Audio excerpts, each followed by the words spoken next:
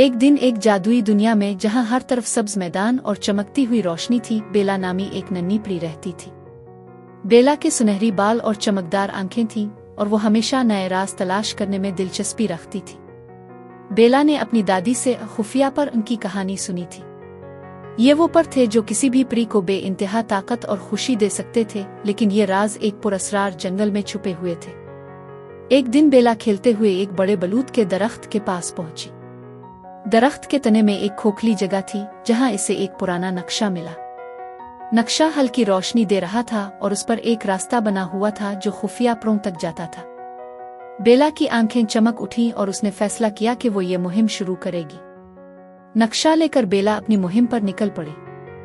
वो जादुई जंगलों से गुजरी, चमकते दरियाओं को पार किया और शफाफ क्रिस्टल से ढके हुए पहाड़ों पर चढ़ी। रास्ते में इसे कई जादुई मखलूकात मिले, जैसे रोशनी देने वाले हिरन और नन्ही परियां जो उसके साथ उड़ती थी। बेला का दिल खुशी और तजस्सुस से भरा हुआ था। लंबे सफर के बाद बेला एक रोशन गार के सामने पहुंची। वहां एक खूबसूरत उल्लू बैठा था जिसके परों पर हजारों चमकते रंग थे। उल्लू ने कहा, सिर्फ वही शख्स खुफिया पर हासिल कर सकता है जिसका दिल साफ और इरादे नेक हो।